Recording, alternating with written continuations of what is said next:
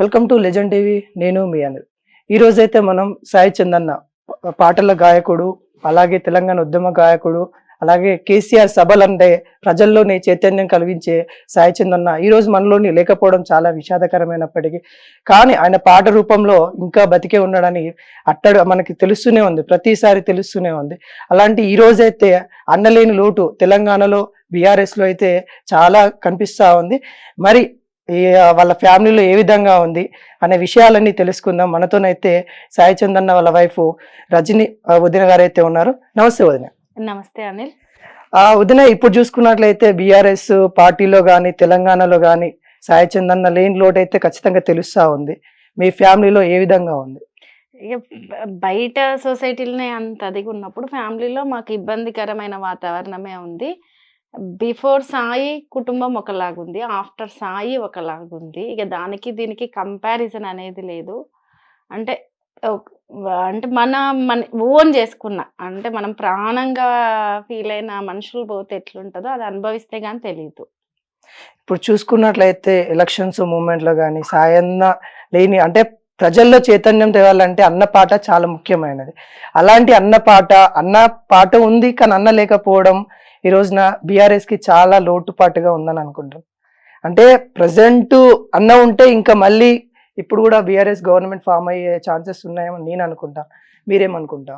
ఖచ్చితంగా ఫామ్ అవుతుండే అని నేను అనుకుంటున్నాను. ఒకటి అంటే ఎలక్షన్ ముందే ఇలా జరగడము, ఇప్పటికీ బీఆర్ఎస్ పార్టీలో ఆల్మోస్ట్ చాలా తక్కువ మెజార్టీ తోటి, అంటే 1500, 2000, 3000, 5000 లోపు మెజార్టీ తోటి దాదాపు 12 స్థానాలు అటు ఇటు అయిన సందర్భం ఉంది. దాదాపు సాయి గనక ఉంటే ఖచ్చితంగా బీఆర్ఎస్ పార్టీ అటువంటి స్థానాలు ఖచ్చితంగా వచ్చేది అనేది. ఉమ్మడి పాలమూరు జిల్లాల్లో మాత్రం ఖచ్చితంగా ఈరోజు కాంగ్రెస్ పార్టీ అన్ని సీట్లు గెలిచే పరిస్థితి ఉండకపోయేది. ప్రభావం ఉంది. మేము కుటుంబంగా ఇప్పుడు సాయి లేనందుకు ఎంత బాధపడుతున్నామో, ఎలా ఉందో బీఆర్ఎస్ పార్టీలో కూడా సాయి లేనందుకు కొంచెం ఇబ్బందికరమైన వాతావరణం, అంటే ప్రచారంలో, ముఖ్యంగా ప్రచారంలో అది కనిపిస్తూ ఉంది. నాకైతే ప్రత్యక్షంగా కనిపిస్తుంది. మరి మిగతా వాళ్ళకి ఏంటి అనేది తెలియదు, కనిపిస్తుంది. ఇంకోటి, అన్న రాజకీయ జీవితం గిడ్డంగ్లో చైర్మన్గా ఉన్నాడు, శాఖ చైర్మన్గా ఉన్నాడు. అదే పరిస్థితిలో మీరు కూడా ఉన్నారు. ఎన్ని పరిణామాల తర్వాత కాంగ్రెస్ గవర్నమెంట్ వచ్చిన తర్వాత మీరు వాళ్ళు తీసేయడము, అప్పుడు మీరు అన్న ఫోటో పట్టుకొని రావడం చాలా బాధ అనిపించింది. ఆ సందర్భంలో ఏం జరిగింది అసలు అక్కడ? ఏం జరగడము అంటే, ఇప్పుడు దాదాపు నేను ఆ శాఖలో 1.5 సంవత్సరాల కాలం ఈయన పనిచేసింది ఉంది. తర్వాత తదనంతరం ఆయన ఇన్సిడెంట్ అలా జరిగిన తర్వాత ఆ శాఖకే చైర్మన్గా నన్ను బాధ్యతలు అప్పజెప్పడం కేసీఆర్ గారు అప్పజెప్పడం అనేది జరిగింది. అయితే సో నేను అప్పుడప్పుడే నిజంగా చెప్పాలంటే సాయి ఇన్సిడెంట్ తర్వాత, అంటే సాయి అని కాదు, ఒక జీవితంలో ఒక ఇటువంటి ఇన్సిడెంట్ జరిగిన తర్వాత బయటికి వెళ్ళడం అనేది చాలా కష్టం. అయినా సరే నన్ను నడిపించే బలమైన శక్తిగా బీఆర్ఎస్ పార్టీ ఉందని చెప్పేసి కేసీఆర్ గారు రాజకీయంగా నడిపించడానికి నాకు ఒక అవకాశం ఇచ్చారు. సాయి స్థానంలో నన్ను ఉంచారని చెప్పేసి నేను ఎంతో, అంటే గుండె ధైర్యం చేసుకొని అడిగేయడం జరిగింది. ఒక 3 నెలలు తిరగక ముందుకే ఎలక్షన్స్ రావడం, ఎలక్షన్ వచ్చిన తర్వాత కాంగ్రెస్ పార్టీ విజయం సాధించడం జరిగింది. కాంగ్రెస్ పార్టీ వచ్చిన తర్వాత ఇమీడియట్గా జీవో ఇష్యూ చేయడం, నెలలోపే జీవో ఇష్యూ చేయడం. జీవో ఇష్యూ చేసిన తర్వాత నేను వస్తాను, ఇప్పుడు ఏ డిపార్ట్మెంట్లో అయినా సరే ఆయా ప్రభుత్వాలకు సంబంధించిన వ్యక్తుల ఫోటోలు అవి మాత్రమే ఉంటాయి, వేరే ఏం ఉండవు కదా. వేరే స్వతహాగా అక్కడ నుంచి మేము తీసుకుపోయేది కూడా ఏముండదు. నేను వచ్చిన సందర్భం వేరు. నేను చాలా ఒక హౌస్ వైఫ్గా, ఒక రాజకీయాల్లో 10 సంవత్సరాల పాటు, ఉద్యమంలో ఒక 4-5 సంవత్సరాల పాటు కొట్లాడి, రాజకీయంగా కూడా 10 సంవత్సరాల పాటు ఉండి, సాయి ఇన్సిడెంట్ జరిగిన తర్వాత సాయి పీరియడే డిసెంబర్ వరకు ఉంది. అయినా కూడా అంటే కనీసము వచ్చి తీసుకెళ్తాము కదా అని చెప్పినాక కూడా ఫోటో తీసేయడము, అంటే మా ఆఫీస్ గాంధీ భవన్ పక్కనే ఉండడము, రెగ్యులర్గా కాంగ్రెస్ పార్టీకి సంబంధించిన వాళ్ళు రావడము, అలా ఏమన్నా ఇబ్బందికర వాతావరణం ఉండొచ్చు అని చెప్పేసి వాళ్ళు ఫోటో తీసి పక్కన పెట్టారు అనుకుంటాను మేబీ. సరే, నేనేం అది పెద్ద ఇష్యూ చెయ్యలేదు. కానీ ఎప్పుడైనా ఒకరికి, అంటే మనిషి ఏ ఏ పార్టీలని కాదు, ఈవెన్ కేసీఆర్ గారు చూశారు, కోమటిరెడ్డి వెంకటరెడ్డి గారికి కుటుంబంలో ఒక సంఘటన జరిగినప్పుడు ఎలా స్పందించారు, లేదు ఇంకో రాజకీయ నాయకుడో లేకపోతే రాజకీయాల్లో కొనసాగుతున్న వ్యక్తుల కుటుంబాల పట్ల ఇతర రాజకీయ పార్టీలు అయినప్పటికీ ఎలా స్పందిస్తారు అనేది మనం చూస్తూ ఉన్నాం. ఆ రకంగానే కొంచెం స్పందించుంటే నేను కూడా కొంచెం సరే మాకు కొంత గౌరవం ఇచ్చారని చెప్పేసి ఉండేవాళ్ళం. ఫోటో తీసి పక్కకు పెట్టడం అది నాకు కొంచెం బాధ కలగడం, నేను ఎక్స్ప్రెస్ చేయడం జరిగింది. దాన్ని నేను రాజకీయంగా ఏ రోజు మాట్లాడలేదు. నా బాధని నేను ఎక్స్ప్రెస్ చేశాను. ఇంకోటి అక్కడ ఎంప్లాయీస్ కూడా అంటే చాలా బాధపడ్డ చూసాము మేము. వాళ్ళ ఎంప్లాయీస్ కూడా అంటే మీతోని అనుబంధం ఏ విధంగా ఉండేది, అంటే అన్న లేని తర్వాత మీరు వెళ్ళారు, ఎలా రిసీవ్ చేసుకున్నారు మిమ్మల్ని అక్కడ? అక్కడ ఉన్న వాళ్ళందరూ ఏంటంటే సాయి చాలా సిన్సియర్గా, అంటే ఆ డిపార్ట్మెంట్లో ఇప్పటి వరకు వచ్చిన అందరి చైర్మన్లతో పోలిస్తే సాయి సార్ అనుకోండి, సాయి గారు మాతో చాలా అదిగా ఉండేవాళ్ళు. డిపార్ట్మెంట్ డెవలప్మెంట్ గురించి, దాని గురించి, దీని గురించి నిరంతరం పరితపించేవాళ్ళు. ఈ రకంగా మాట్లాడుతూ ఆయన పట్ల ఒక ప్రత్యేకమైన అభిమానం అయితే ఉంది అక్కడ ఎంప్లాయీస్కి.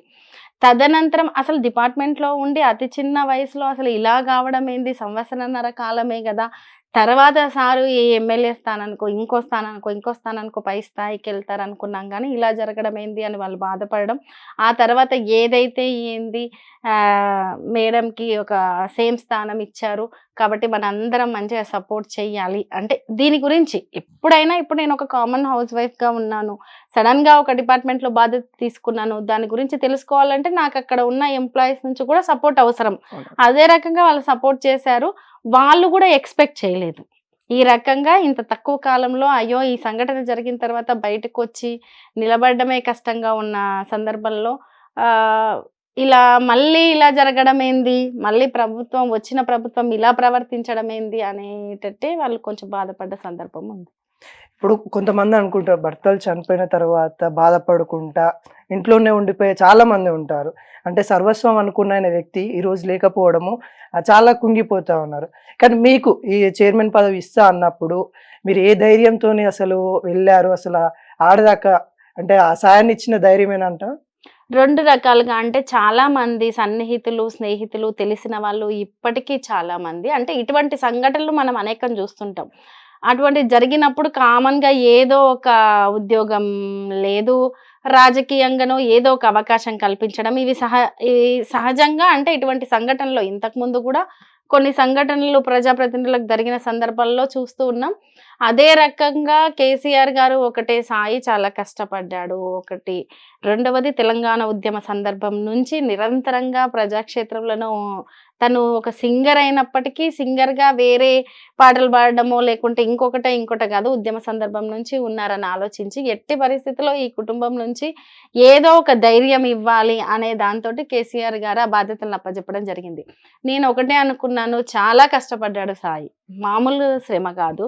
ఏ రోజు కుటుంబానికంటే బయట సమాజానికే, కుటుంబానికంటే కూడా బయట ప్రజల్లో, అంటే ఉద్యమ సందర్భం నుంచి చూసుకుంటే కూడా వాళ్ళకిచ్చిన విలువే ఎక్కువ ఉంది. కాబట్టి ఖచ్చితంగా సాయి ఇంత తక్కువ వయసులో ఇది జరిగింది, ఆయన చెయ్యాలనుకున్నది నేను ఏదో రూపంలో నిలబెట్టాలి, ఆయన నమ్ముకొని చాలా మంది ఉన్నారు.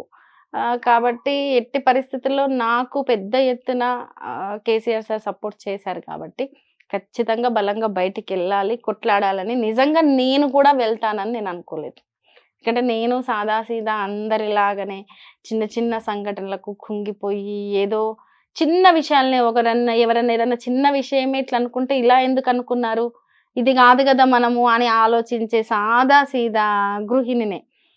కానీ సాయి తర్వాత నాకొచ్చిన సపోర్టు, ధైర్యము, ఇచ్చిన ధైర్యము ఎట్టి పరిస్థితుల్లో నేను చెయ్యాలి, రాజకీయంగా నిలబడాలి, అదేందో తెలుసుకోవాలి, ఆ డిపార్ట్మెంట్ గురించి తెలుసుకోవాలి, నాదైన పని విధానాన్ని చూపించాలి, ఇలా అనుకుంటూ ధైర్యంగా అడుగేశాను. సరే దానికి కూడా వచ్చిన ప్రభుత్వం మారి ఒక బ్రేక్ పడింది. అయినా కూడా రాజకీయ క్షేత్రంలో ఏదైనా ఎన్ని అవరోధాలు వచ్చినా కొట్లాడాలని డిసైడ్ అయ్యాను. ఇంకా మీరు ముందుగా పార్లమెంట్ ఎలక్షన్‌లో బరిలో ఉంటున్నారని కొంతమంది అన్నారు. ఎమ్మెల్సీ దాంట్లో కూడా బరిలో ఉంటున్నారని చాలా మంది చెప్పారు. మరి ఇవి వాస్తవాలా లేకుంటే ఎలా? అంటే కొంత అంటే ఉమ్మడి పాలమూరు జిల్లాలో అంటే తెలంగాణ వ్యాప్తంగా సాయి తెలియని నాకు తెలిసి పొలిటికల్‌గా తెలియని మనుషులంటూ లేరు తెలంగాణ అక్కడ. మొత్తం తెలియని వాళ్ళైతే ఎవరు లేరు. తెలవని వాళ్ళైతే లేరు. దాదాపు నేను చూసినంత వరకు ఒక ఏరియాలో అంటే ఒక లీడరో లేకపోతే ఒక ఎమ్మెల్యేనో అనుకోండి. ఏదన్నా ఒక ప్రజాప్రతినిధులు ఒక ఏరియా వరకే పరిమితమైతారు. కానీ సాయి చంద్ అలా గాదు. దాదాపు తెలంగాణలో అత్యధిక వేదికలను పంచుకున్న వ్యక్తి ఎవరన్నా ఉన్నారు అంటే అది సాయి సాయి చందే. చంద్.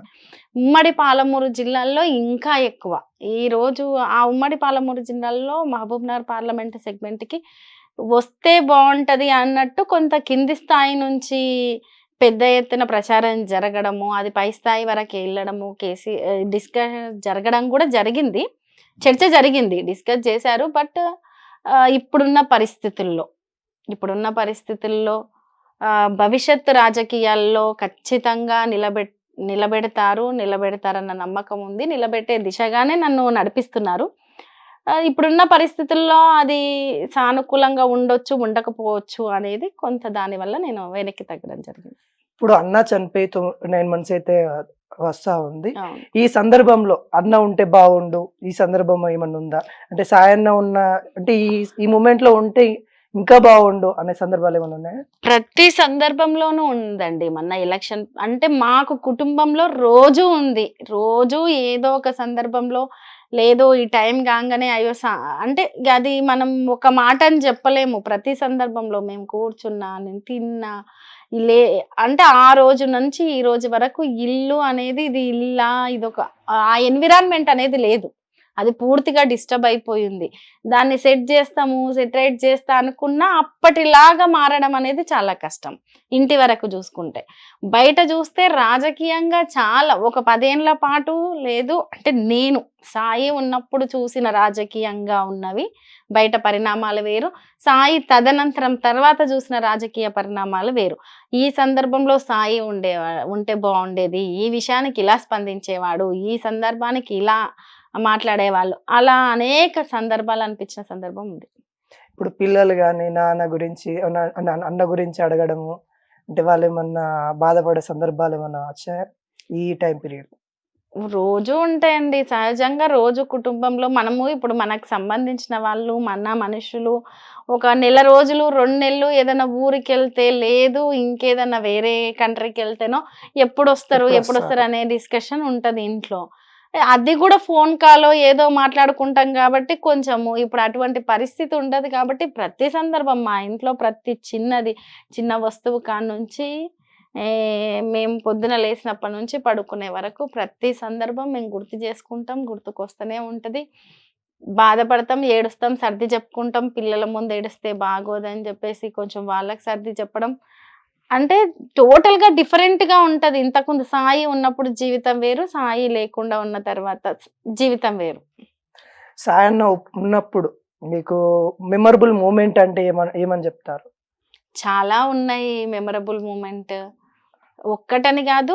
బేసిక్‌గా అయితే మేము ఎక్స్‌పెక్ట్ చెయ్యంది ఎటువంటి గొడవ జరగకుండా మా పెళ్లి అయితది అనుకోలేదు. అంటే పెద్ద ఎత్తున గొడవలైతాయి అనుకున్నాము. ఓకే. అలా గాకుండా కొంచెం చిన్నగా అయినప్పటికీ పెళ్లి సరిగ్గా జరగడము అది ఒక సంతోషకరమైన అదే.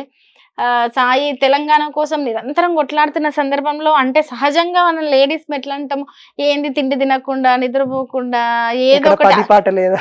పని పాట లేదని కాదు. అప్పుడు మా లోపల గూడా అంటే ప్రతి ఇంటిలో ఉద్యమ స్పిరిట్ ఉన్న సందర్భం ఉంది. ప్రతి ఓకే. మనిషిలో ఉంది. ప్రతి ఇంటిలోనూ ఉంది. కాకపోతే కొంతమంది ఎవరికి వాళ్ళు కొంత లిమిట్ పెట్టుకుంటారు గదా! ఇగో ఈ అవునవును. టైం అనో ఇదని. సాయి అట్లా గాదు. వర్క్ ఉందంటే రాత్రి లేదు, పగలు లేదు, తిండి లేదు, నిద్ర లేదు. అట్లా ఉన్న సందర్భంలో అరే కనీసం నీ గురించి నువ్వు ఆలోచించొచ్చు గదా! ఇలా మాట్లాడుకున్న సందర్భంలో తెలంగాణ వచ్చిన రోజు సంతోషపడిన తీరు అది మామూలుది గాదు. ఆహ్, ఒకటి మా పెళ్లి అంటే నాకు బాగా గుర్తున్న సందర్భాలు.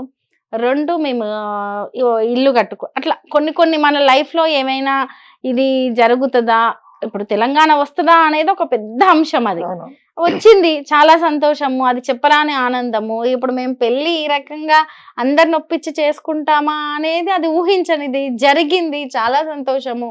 అట్లా లైఫ్ తెలంగాణ వచ్చిన తర్వాత లేదంటే బిఫోర్ ఏమైతుందో ఏందో, ఎన్ని నిర్బంధాలు, బతుకుతామా సస్తమా, ఇటువంటి పరిస్థితుల్లో ఎంతో కొంత మనకంటూ గెటాన్ కాగలుగుతున్నాం, అదొక సంతోషమే. ఇట్లా అనేక సందర్భాలు ఉన్నాయి.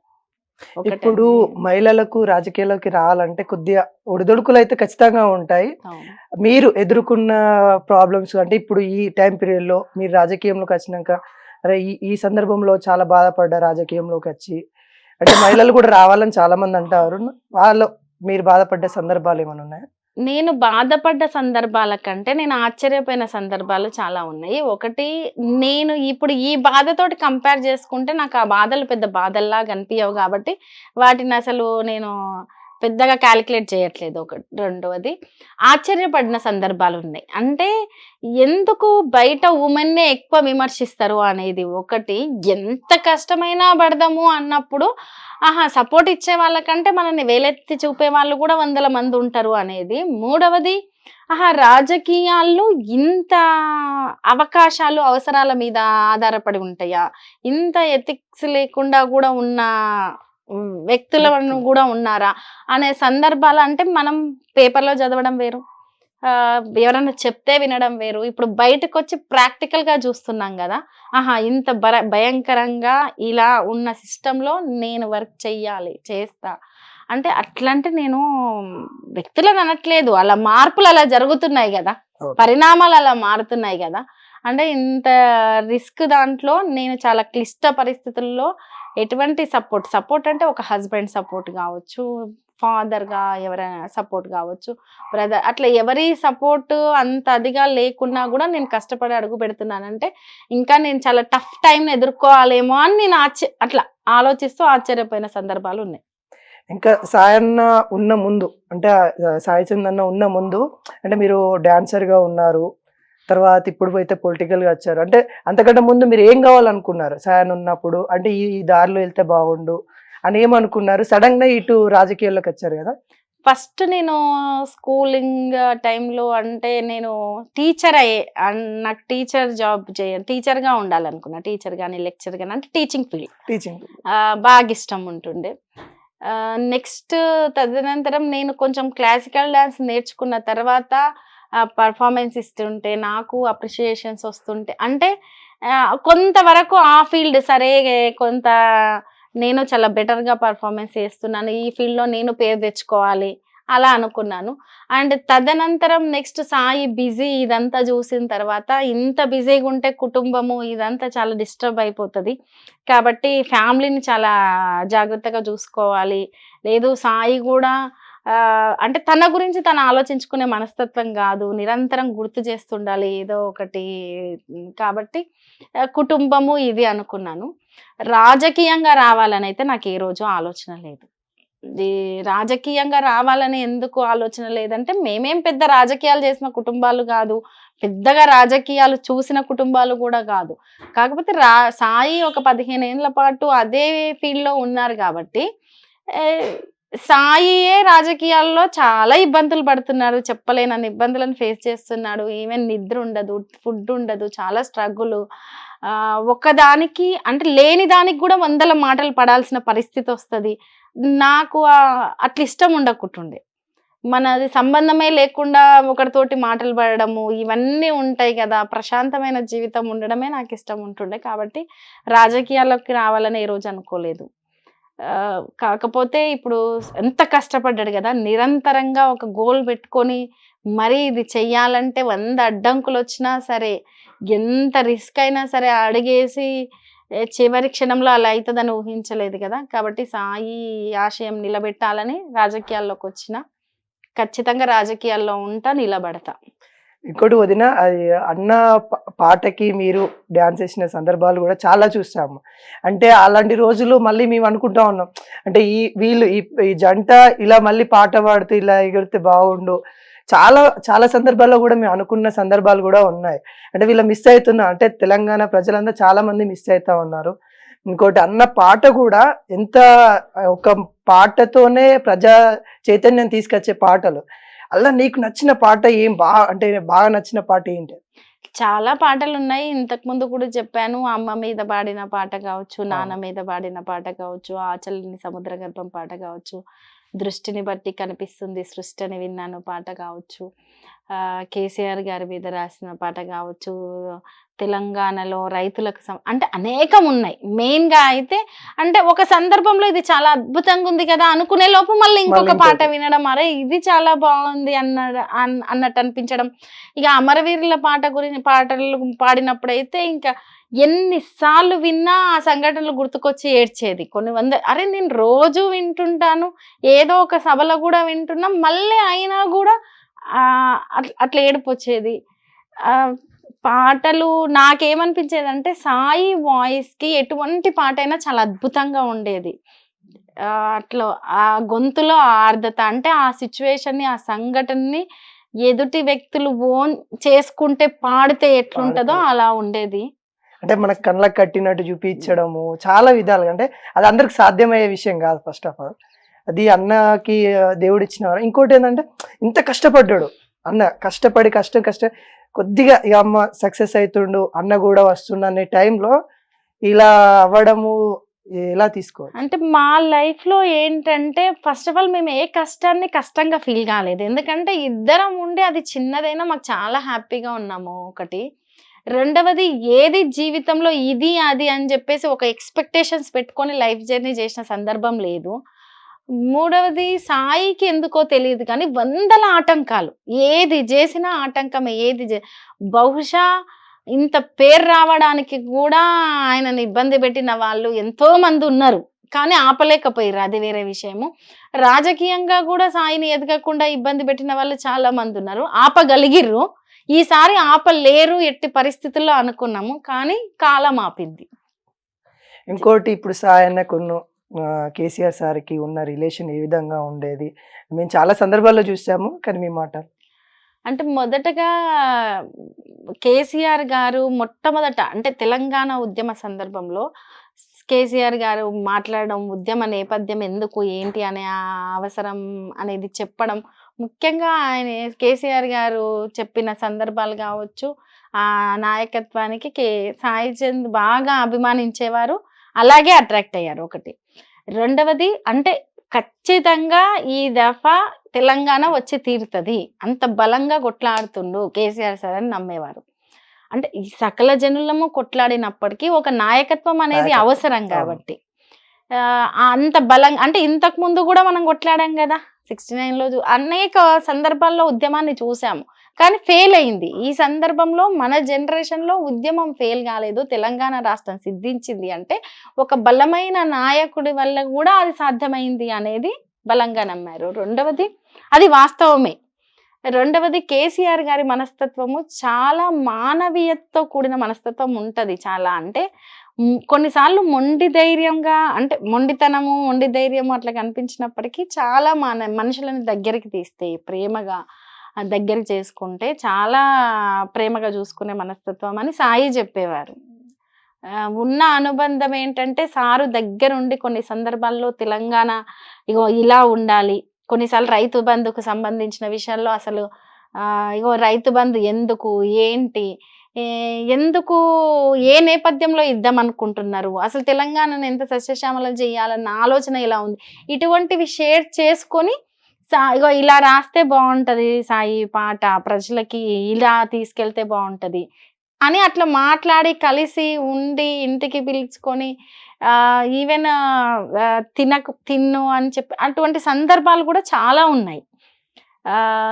ఒకానొక సందర్భంలో అంటే సాయి నాకు చెప్పిన సందర్భం ఏంటంటే, ఏదన్నా పాట రాసినప్పుడు కేసీఆర్ గారి దగ్గరికి తీసుకెళ్ళినప్పుడు కూడా ఇక్కడ ఈ లైన్లు కాదు బిడ్డ, ఈ లైన్లు పెట్టు, పాలమూరు పచ్చ పైట కప్పుకున్నది అనే లైన్లు అటువంటివి సారు చెప్పడం, అట్లా చిన్న కరప్షన్ చేయడం, చాలా చిన్నయని కాదు పెద్ద ఎత్తున. అంటే ఒక కవి కూడా అంటే రాసేవాళ్ళు రైటర్స్ కూడా అబ్బా కేసీఆర్ సార్లో ఇంత సాహిత్య కోణం ఉందా, ఇంత అద్భుతంగా చెప్పగలుగుతారా అనే అంటే చాలా మంది మనం సీఎంలను చూస్తుంటాము, అవునవును. మాట్లాడుతుంటారు అనర్గళంగా, విషయాలు చెప్తుంటారు, కానీ ఒక సాహిత్యంగా కళా కోణంలో ఉండే వాళ్ళు చాలా అరుదుగా ఉంటారు కదా.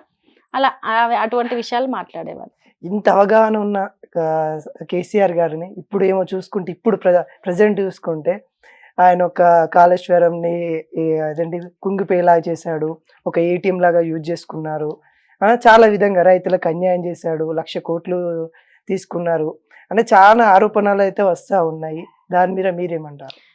మనం ఎక్కడైనా చూసుకుంటే చేసిన అదేంటంటారు, కాయలున్న చెట్టుకే రాళ్ళ దెబ్బలు అన్నట్టు చేసిన వాళ్ళ మీద పడే నిందలు కూడా అంటే చాలా చూస్తుంటాం. అవి 4 రోజులు ఉండొచ్చు, ఈ రోజు 4 రోజులు మాట్లాడుకుండొచ్చు, కానీ ప్రాక్టికల్ గా ప్రజలు ఏదో ఒక రోజు అయితే తెలుసుకుంటారు కదా.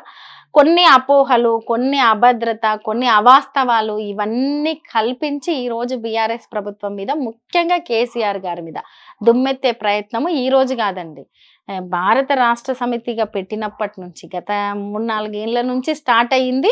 ఇది ఈ రోజు పెద్ద ఎత్తున అదంతా కలిసి ఈ రోజు ఈ పరిణామంకి దారితీసింది ఒకటి.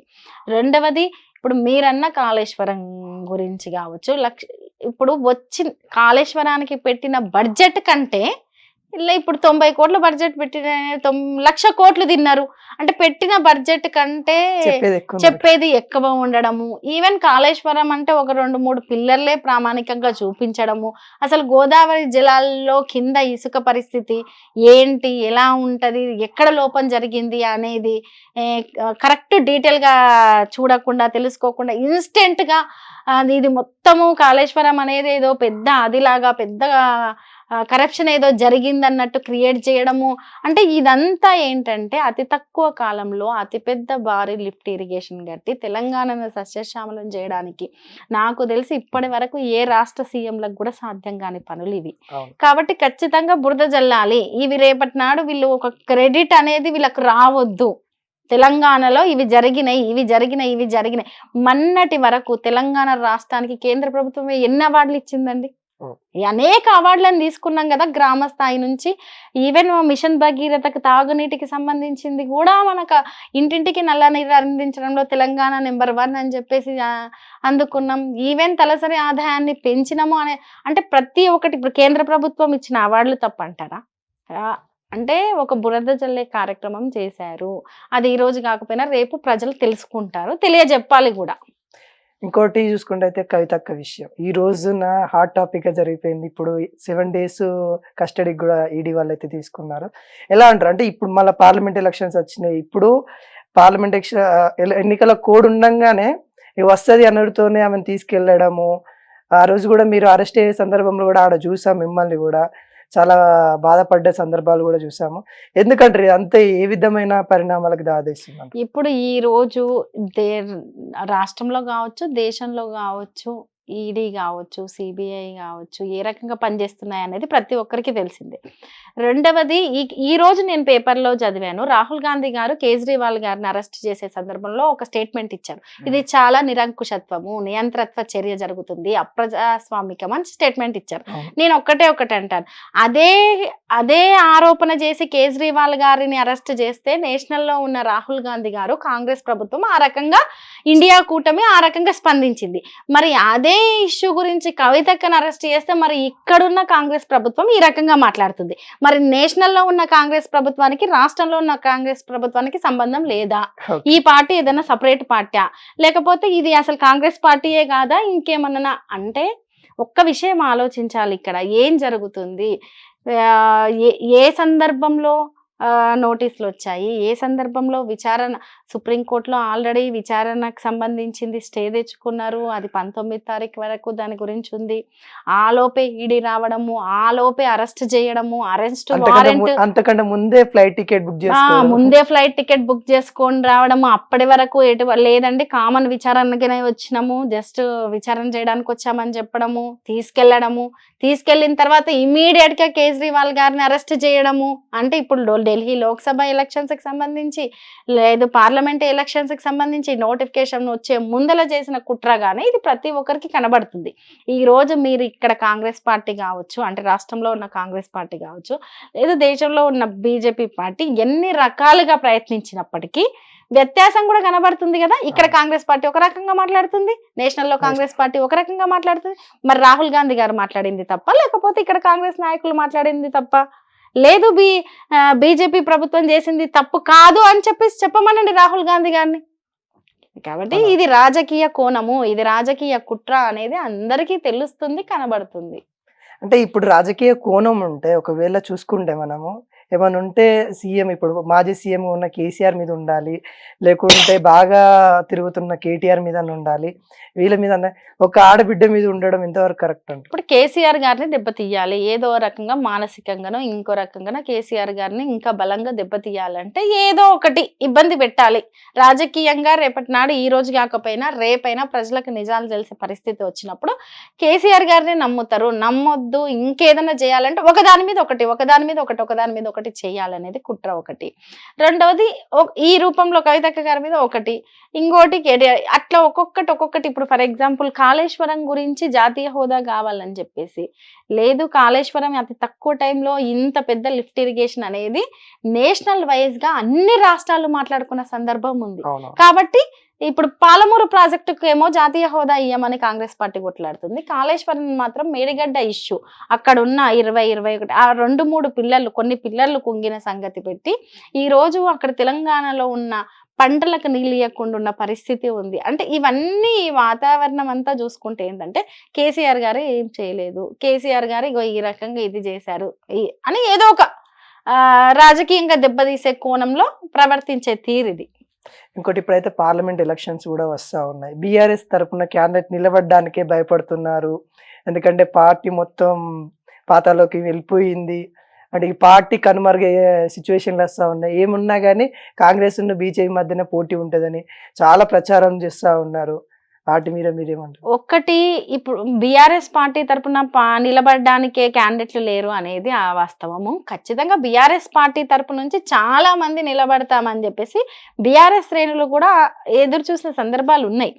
కానీ ఇప్పుడు బీఆర్ఎస్ పార్టీ నుంచి ఎవరైతే నిలబడడానికి బీఆర్ఎస్ పార్టీలో ఉన్న ఎంపీలను తీసుకోవడము, నేను ఒక్కటి అడుగుతాను. ఇప్పుడు బీఆర్ఎస్ పార్టీలో ఉన్న ఈ ప్రతినిధులు బీఆర్ఎస్ పార్టీలో ఉంటే మాత్రము మంచి వాళ్ళు కాదు, టక్కున కండు వేసుకొని మారిపోయి లేదు బీజేపీ నుంచి, లేదు కాంగ్రెస్ నుంచి నిలబడితే మాత్రం వాళ్ళు చాలా ఉత్తములు, లేదు ప్రజలకు మంచి సేవ చేస్తారా అంటే కామన్ గా ప్రజలు గమనించాల్సి ఒకటి. రెండవది, బీఆర్ఎస్ పార్టీలో ఈ రోజు వరకు క్యాండిడేట్లు ఉండరు లేరు అనే సంగతి ఉండరు. ఒకరు కాకపోతే ఒకరు పుట్టుకొస్తారండి, వీళ్ళు కాకపోతే ఇంకొకరు. బీఆర్ఎస్ పార్టీలో చాలా బలంగా గ్రామ స్థాయి నుంచి కింది స్థాయి నుంచి కొట్లాడిన వాళ్ళు ఎంతో మంది ఉన్నారు.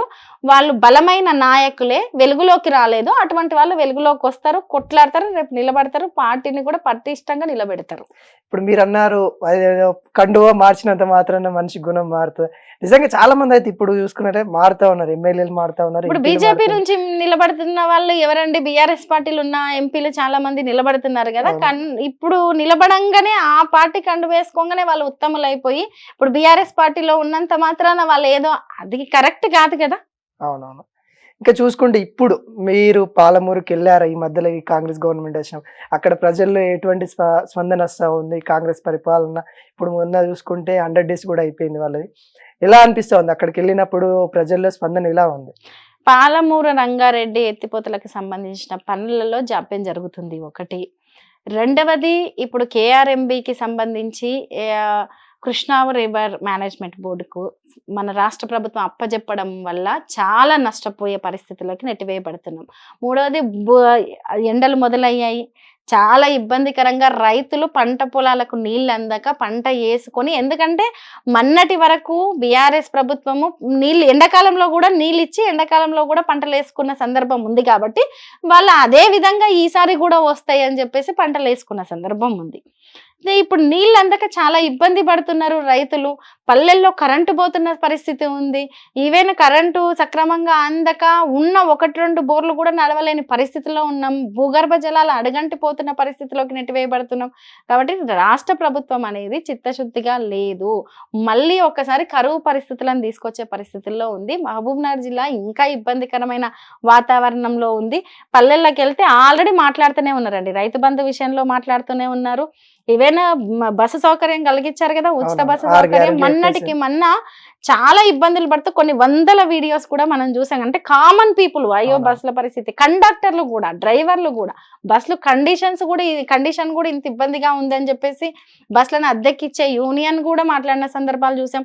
ఆటో డ్రైవర్లు ఆత్మహత్యలు చేసుకుంటున్న సందర్భం చూసాం. ఈ రోజు రైతుల ఆత్మహత్యలు మళ్ళీ తిరిగి రిపీట్ అవుతున్న పరిస్థితిని చూసాము.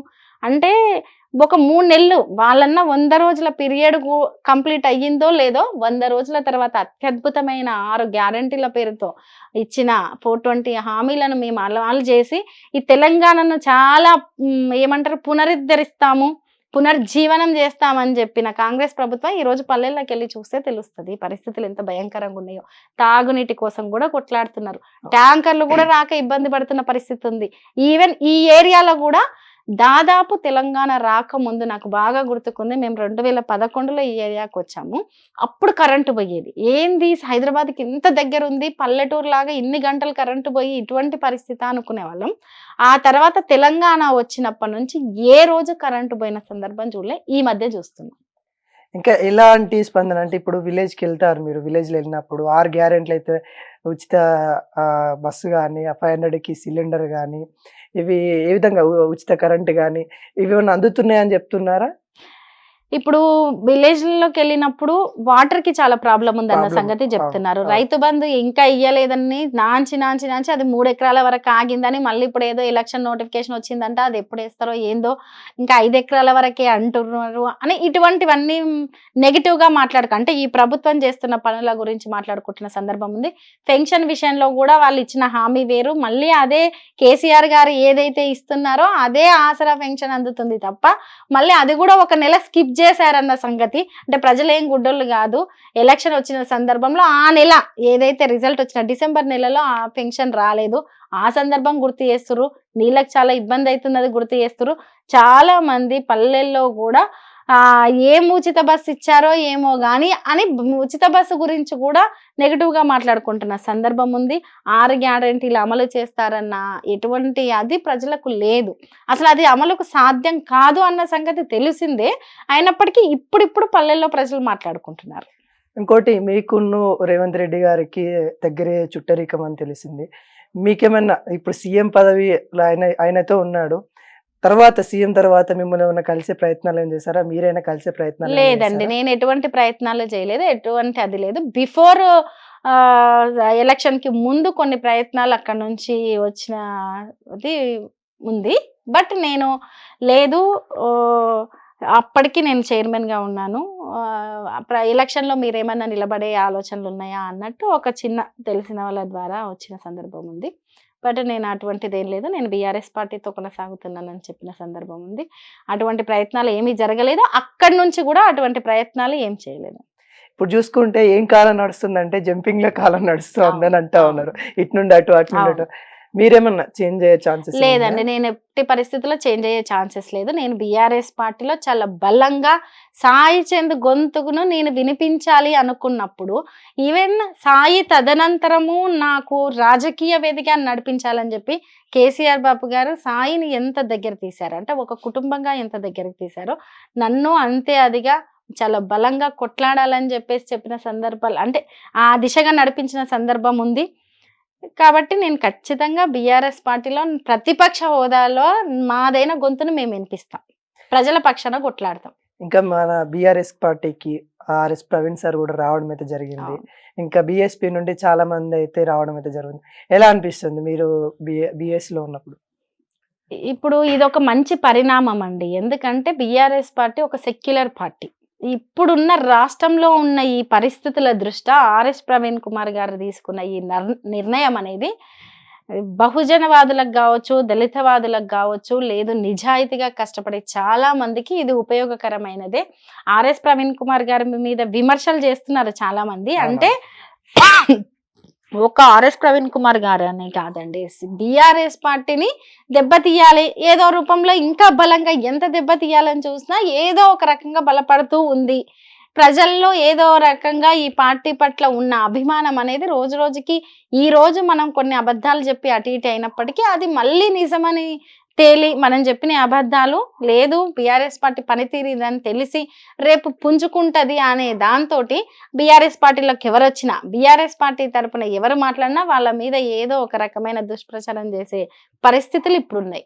ఆర్ఎస్ ప్రవీణ్ కుమార్ గారు ఏ రకంగా అయితే సర్వీస్లో వర్క్ చేశారో, సర్వీస్ను వదిలి ఏ వర్గాల ప్రజలకైతే మేలు చేయడానికి కానీ కదిలి వచ్చారో, ఆయన ఎక్కడున్నా అదే వర్గాలకు, పేద, మధ్యతరగతి, బహుజన, దళిత వర్గానికి ఆయన మేలు చేసే విధంగానే ఆయన ఆలోచనలు ఉంటాయి అనేది నా అభిప్రాయం. రెండవది, ఒక ఒక బలంగా రేపటి నాడు చట్టసభలో ఎంపీగా ఉంటే ఇంకా బలంగా తెలంగాణ వాయిస్ ని వినిపించగలుగుతారు కదా. అది తెలంగాణ, యావత్ తెలంగాణ ప్రాంతానికి, యావత్ తెలంగాణ ప్రజలకు మేలు చేసేది అయి ఉంటది కదా. ఒక నాయకుడికి అంతకంటే లేదు, వాళ్ళ ప్రజలకు తరపున కొట్లాడడానికి ఒక అవకాశం ఇస్తే ఎందుకు ఈ రకంగా మాట్లాడుతున్నారో అర్థం కావట్లేదు. ఇంకోటి అంటే ఇప్పుడు చేరికలు అంటే ఒక పార్టీ పారడం అనేది చాలా పార్టీలో ఇప్పుడు బీజేపీ నుండి బీఆర్ఎస్ నుండి ఇలా జరుగుతూ ఉన్నాయి. కానీ చాలా మంది చూసుకున్నట్టే ఓన్లీ టార్గెట్ ఆర్ఎస్పీ ప్రవీణ్ సార్ని చేస్తూ ఉన్నారు. అది మీ పార్టీలో ఏమన్నా తెలుస్తా ఉంది? అది ఎట్లుంటదంటే అండి, ఈ రోజు వరకు చాలా మంది మాట్లాడేది కదా నిజంగా అవకాశవాదులు, నిజంగా రాజకీయాల్లో బిజినెస్ ఇబ్బంది అవుతుందనో లేదంటే అవకాశం కోసమో చేసే వాళ్ళ గురించి ఏం మాట్లాడట్లేదు. చాలా జెన్యున్ గా కొట్లాడే వాళ్ళ గురించి మాట్లాడుతున్నారు, జెన్యున్ గా ఉండే వాళ్ళ గురించి విమర్శిస్తున్నారు. ఇది చాలా బాధాకరం.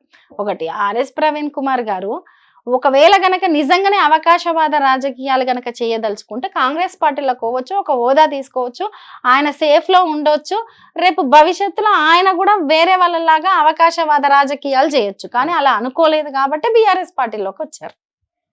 ఇప్పుడు ప్రజెంట్ తెలంగాణలో జరుగుతున్న పాలన గురించి, గతంలో 10 సంవత్సరాల పాలన డిఫరెంట్ చెప్పాలంటే ఏం చెప్తారు? అంటే కేసీఆర్ పాలన కానీ రేవంత్ రెడ్డి పాలన కానీ వాళ్ళ ఇద్దరి మధ్యలో డిఫరెంట్ చెప్పాలంటే ఏం చెప్తారు? బీఆర్ఎస్ పాలన చేతల పాలన, అంటే పని చేసి చూయించిన పాలన. కాంగ్రెస్ పాలన మాటల పాలన, మాటలు మాత్రమే చెప్తున్న పాలన, కోతల పాలన. చేతల పాలన కోతల పాలన అనుకోవచ్చు, అనొచ్చు. ఇంకా ఇప్పుడు ఇక్కడ ఉన్న ప్రజానికానికి సాయి చందన్న లేరని చాలా జీర్ణించుకోలేని విషయం. ఇప్పటికి కూడా చాలా సందర్భాలలో పాటలలో కానీ ఇంకా మీకు ఫ్యామిలీ కానీ, అంటే అన్న వాళ్ళ పేరెంట్స్ కానీ, అంటే వాళ్ళ ఆడపడుచుల నుండి కానీ, వీళ్ళ నుండి మీకు ఎటువంటి ఇంకా రెస్పాన్సిబిలిటీ మీకు పెరిగిందనే చెప్పుకోవచ్చు. ఎలాంటి రెస్పాన్సిబిలిటీ అని మీరు భావిస్తాను? రెస్పాన్సిబిలిటీ కంటే అంటే బేసిక్గా ఇప్పుడు మాది ఫ్యామిలీ ఎట్లంటే, ఇప్పుడు ఆల్రెడీ మాకు కొంత సహకారం అందింది కాబట్టి మామయ్య గారు ఆ సహకారంతో కొంచెం కుటుంబాన్ని బాధ్యతగా చూసుకుంటున్న సందర్భం ఉంది. ఇక మా ఆడపడుచు అంటే తను చదువుతుంది, మంచిగా చదివిద్ది, తనకు ఫ్రీగానే సీట్ వచ్చింది కాబట్టి తనకి ఇప్పుడు అది కంప్లీట్ అయ్యే వరకు అంటే తను కంప్లీట్ అయ్యి జాబ్ చేసి ఆ తర్వాత తను రెస్పాన్సిబిలిటీ తీసుకోవాల్సి వస్తుంది. కుటుంబంగా ఇంటి పెద్దగా కూడా అంకుల్ ఉన్నారు కాబట్టి అంకుల్ కూడా ఉంటారు, అందరము ఉంటారు, మా తోడి కోడలు ఉంది. అందరి సహకారంతో ఒకరికొకరు సహకరించుకుంటూ, ఇక్కడ ఎవరో వీళ్ళు మాత్రమే అథారిటీ, వీళ్ళు మాత్రమే రెస్పాన్సిబిలిటీ తీసుకుంటున్నారు, వీళ్ళు మాత్రమే అట్లా కాదు. అందరము ఇబ్బందికర పరిస్థితుల్లోనే ఉన్నాము, అందరము చాలా కష్టంగానే నిలబడడానికి కొట్లాడుతున్నాం కాబట్టి ఒకరికొకరం సహకరించుకుంటాం. ఇంకోటి ఏంటంటే మీ ఫ్యామిలీ అనగానే మామయ్య, మీ ఆడపడుచు వీళ్ళంతా కాదు, తెలంగాణ మొత్తాన్ని మీకు ఒక కుటుంబంగా చేసి వెళ్ళాడు. ఎలా అనిపిస్తావు? నిజంగా నేను ఈ రోజు ఇంతో అంతో సాయి బాధ్యతను నెత్తిన పెట్టుకోనో లేకపోతే అతి కష్టం మీద నడుస్తుంటే నాకు వచ్చే అడ్డంకులు కావచ్చు, అప్పుడప్పుడు అధైర్యంగా ఉండేది. సాయి ఒక పెద్ద కుటుంబాన్ని ఇచ్చిపోయాడు కదా, యావత్ తెలంగాణ సమాజం కావచ్చు, సాయి అభిమానులు కావచ్చు, ఎంతో మంది తమ్ముళ్ళు, అన్నలు, అక్కలు, చెల్లెళ్ళు, తండ్రులు, నన్ను అమ్మగా భావిస్తున్న ప్రతి ఒక్కరు, వాళ్ళను గుర్తు చేసుకుంటే నాకు శక్తి వస్తుంది.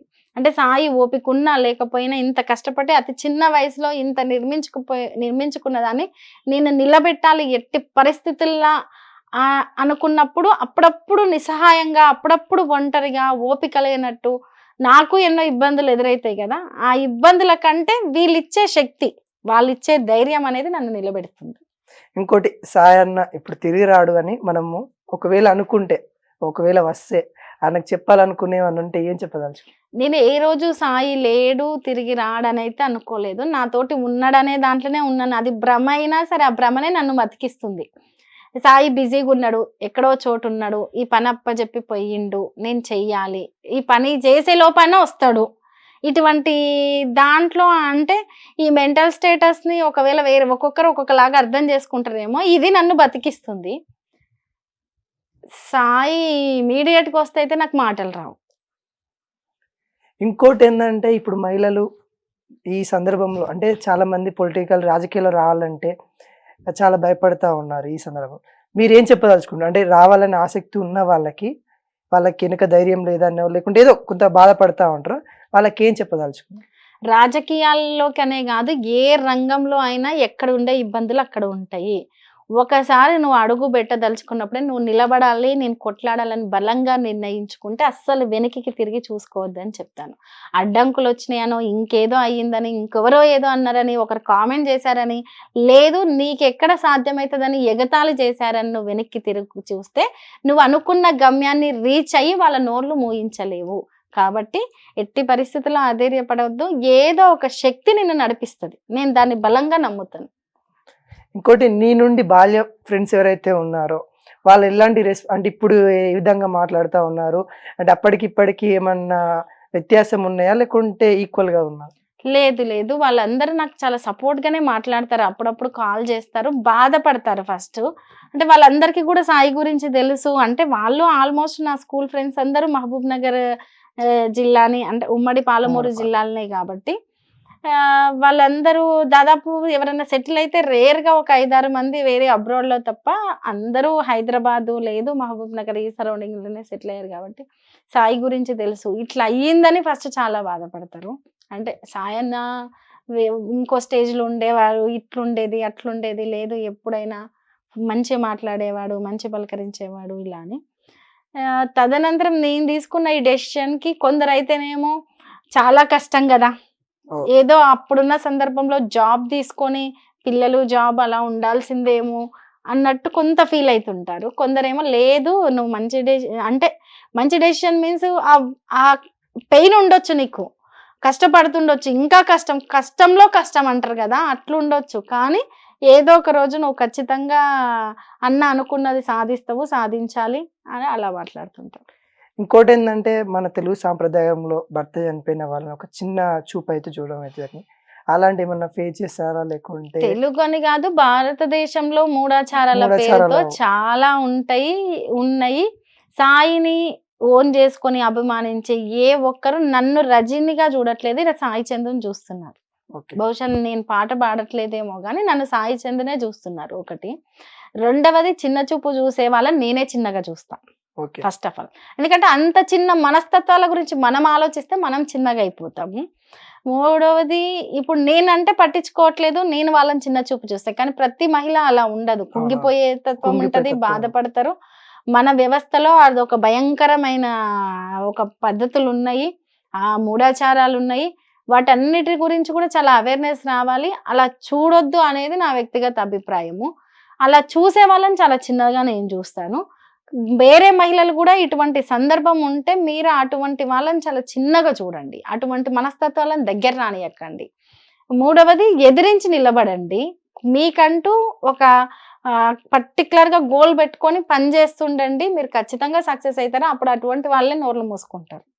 నిజంగా వదిన మీకున్న ధైర్యం చాలా మందికి ఉండాలి. మీరు ఏదైతే అన్న స్ఫూర్తితో నచ్చారో ఆ స్ఫూర్తి ఇంకా చాలా మందికి కలిగించాలని కోరుకుంటున్నాం. ఇంకోటి ఇదే తీరుగా అంటే మీరు ఎక్కడ భయపడకుండా, ఎక్కడ సాయన్న ఉన్నాడు, సాయి చందన్న ఉన్నాడు అన్న ధీమాతో ఎలా ఉన్నారో అలా ఉండి ఇంకా తెలంగాణకైతే చాలా అవసరం ఉంది మీలాంటి వాళ్ళు. ఎందుకంటే ఇప్పుడు చూసుకుంటే ఇప్పుడున్న పరిపాలన చూసుకుంటే ఒక్క క్యాస్ట్కి పరిమితమైన దాఖలాలు కూడా కనిపిస్తూ ఉన్నాయి. ఇప్పుడు రెడ్డిల పాలన అని కొంతమంది అంటారు. వాట్ ఎవర్ ఏ పాలన ఏదైనా కానీ ఒక్క క్యాస్ట్కే సంబంధించింది అయిపోయింది. అట్టడుగు నుండి వచ్చిన వాళ్ళను తొక్కేయాలని చూస్తూ ఉన్నారు. ఇలాంటి సందర్భంలో మీరు నిలబడి ఇంకా ప్రజల్లో ఇంకా వెళ్ళాలని కోరుకుంటా ఉన్నాం. ఇంకా ప్రజల గురించి కానీ ఇంకా చైతన్యం గురించి కానీ ఒక 5 మాటలు మీతో వినాలని అనుకుంటున్నాను. ఒకటండి, నేను ముఖ్యంగా అంటే రాజకీయ రంగాలతో ముడిపడి ఉన్నా కాబట్టి, రాజకీయాల్లో సగటుగా పార్టీలతోటి సంబంధం లేకుండా కూడా కొన్ని ఎథిక్స్ పెట్టుకొని పనిచేసే మనుషులు ఉంటారు. ఒకటి. రెండవది, అవతలి వాళ్ళను విమర్శించడమే ఏదో ఒకటి, ఇప్పుడు మనం ఈ పార్టీలో ఉన్నామంటే ఆ పార్టీలో ఏదో ఒకటి అనాలి, ఆ పార్టీ కాదు, విషయాలను ఖచ్చితంగా విషయాల గురించే మాట్లాడండి, వ్యక్తుల గురించి మాట్లాడకండి. వ్యక్తుల వాళ్ళ పర్సనల్ విషయాలు, లేకపోతే వాళ్ళ హావభావాలను, లేకపోతే వాళ్ళ డ్రెస్సింగ్నో, ఇంకొకరినో మాట్లాడడం కాదు. విషయాల గురించి మాట్లాడండి, విషయాల గురించి తెలుసుకోండి. ప్రతి ఒక్క విషయం అందరికీ తెలుస్తుంది అనేది ఏం కాదు. ఒక సందర్భంలో కేసీఆర్ గారు ఒక మాట అనడం నేను ఈ మధ్య విన్నాను యూట్యూబ్లో. పుట్టినప్పుడే మనిషి నడక నేర్చుకోడు, పెరిగే కొద్దీ పరిపక్వత వస్తుంది, నడక నేర్చుకుంటాడు, పరిపక్వత వస్తుంది. విషయావగాహన కూడా అంతే. అడుగుతోటే మనం ఏది నేర్చుకోము, ప్రతి అడుగు మనకు ఒకటి నేర్పిస్తుంది, అది మనకు ఒక పాఠం అవుతుంది, అదే మన భవిష్యత్తును నిర్ణయిస్తుంది. కాబట్టి నేను నన్ను విమర్శించే వాళ్ళు కావచ్చు, అలాగే నాలాగే బయటికి వస్తున్న వందల మందిని ఏలెత్తి చూపే వాళ్లకు ఒకరిని ఏలెత్తి చూపడం కాదు, మీరేందో తెలుసుకోండి, మీరు దేనికోసం కష్టపడాలో తెలుసుకోండి, ఆ వైపుగా ప్రయాణించండి. తెలియని వాళ్ళకు మీరు చెప్పండి, తెలిసిన వాళ్ళ నుంచి నేర్చుకోండి. ఇది నేను చెప్పాలనుకున్నాను. థ్యాంక్ యూ వదిన. ఇది మనకి రజనక్కతోనైతే మొత్తానికి అయితే చూసుకున్నట్లయితే సాయి చంద్ మనలో లేనప్పటికీ కూడా పాట ఎప్పటికీ ఉంటుంది, మనతోనే ఉంటుంది. తన పాట ఎప్పటికీ ప్రజల్లో చైతన్యం చేర్పిస్తూ ఉంటుంది. తెలంగాణ ఉద్యమం నుండి మన ఒక సంస్థకి కూడా చాలా అంటే చైర్మన్ పదవిలో ఉండి కూడా దానిలో చైతన్యం అక్కడ కూడా ఉన్న కొద్ది టైంలో కూడా మార్పు అనేది తీసుకొని వచ్చాడన్న. చాలా వరకు అయితే తెలంగాణ వాళ్ళకి అంటే లోటుపాటు ఉన్నప్పటికీ కూడా అన్న పాటల రూపం అయితే ఎప్పటికీ మనలోనే ఉంటాడు, మన కోసమే ఉంటాడు.